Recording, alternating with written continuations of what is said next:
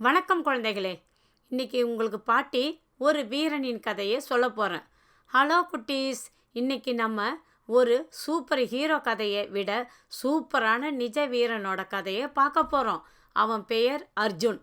ஆனால் ஊரே அவனை எப்படி கூப்பிடும் தெரியுமா? கில்லி. கில்லிக்கு கபடி விளையாட்டுனா அவ்வளவு பிடிக்கும்.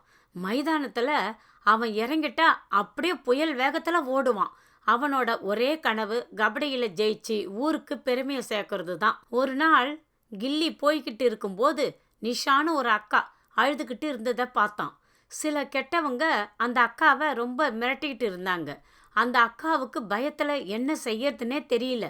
ஆனால் நம்ம கில்லி பயப்படுவானா? நிஷா அக்காவை கவலைப்படாதீங்க, நான் இருக்கேன் அப்படின்னு சொல்லி தன்னோட கபடி வேகத்தில் அந்த அக்காவை துரத்திக்கிட்டு வந்தவங்க கிட்ட இருந்து காப்பாற்றி பத்திரமாக இடத்துல சேர்த்தான். ஆனால் அங்கே ஒரு பெரிய சிக்கல். கில்லி உடனே கபடிக்கு போகணுமே. ஒரு பக்கம் கெட்டவங்க, இன்னொரு பக்கம் நம்ம முக்கியமான விளையாட்டு.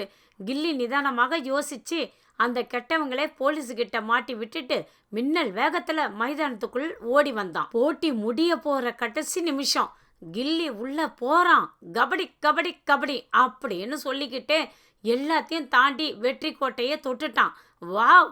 மைதானமே கில்லி கில்லின்னு கத்த ஆரம்பிச்சிட்டாங்க. கில்லியோட அப்பாவும் சந்தோஷத்துல அவனை தூக்கி வச்சுக்கிட்டார். பாத்தீங்களா குழந்தைங்களா?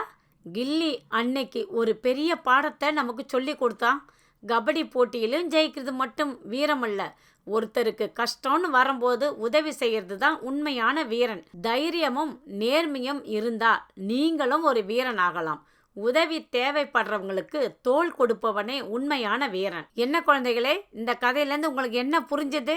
நமக்கு வேகமும் வேண்டும், விவேகமும் வேண்டும், அதே நேரத்தில் உதவி பண்ணுற எண்ணமும் வேண்டும். இது இருந்தால் மட்டுமே வீரன். நம்ம அடுத்த கதையில் சந்திக்கலாமா? பாட்டி கதைகள்.